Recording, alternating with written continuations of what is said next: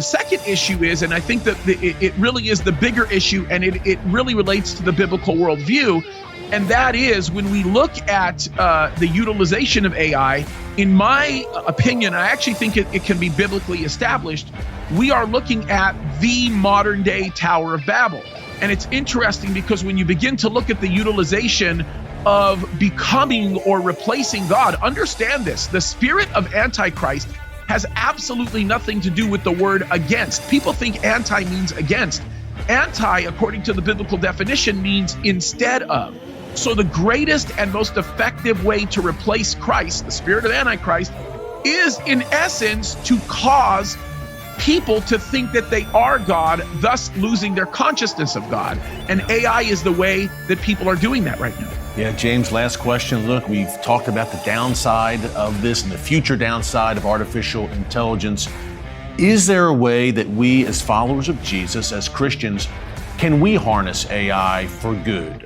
You think of the advent of the internet and social media and different ways in which Christians have been able to use these world-changing technologies to spread the gospel and further the kingdom. Can we as believers harness that in AI? And is there a way we can use it for the good of the kingdom? The technology that we have that is in front of us, there is always a tool available to us to further the gospel.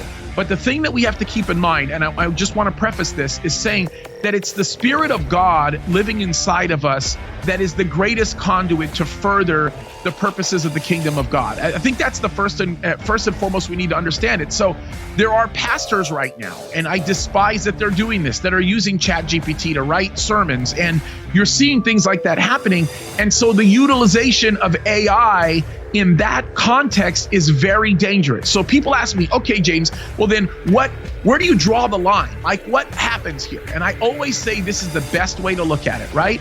Whatever has been tied to the work of the Spirit of God, you let the Spirit of God do, and you don't replace it with technology like AI, right? People are changing the message with AI. People are changing the basics with AI, right? That's dangerous. It's called artificial intelligence for a reason. It's artificial. It does not develop the type of anticipatory mechanisms that are created within the human mind, which is fearfully and wonderfully made by God. So it's a matter of learning how to harness it in a way that functions assisting. And perhaps the most significant example that I can give of this is you never hand a kid a calculator when you're teaching him math. You teach him the basics of math, then you give him the calculator. It's the same thing. And I think it's critically important to understand that it isn't AI itself that can be dangerous. It's how it's being utilized by mankind, and of course, how it's being inspired to be utilized by the devil himself. And that's where we have to be very cautious. Yeah, Pastor James Cadiz, senior pastor, founder of Calvary Chapel, Signal Hill in California. Hey, great breakdown, not only from the tech side, but even more importantly, from a biblical perspective. Pastor, thanks so much. We'll see you again soon. Keep up the great work. God bless. It's an honor. Thank you.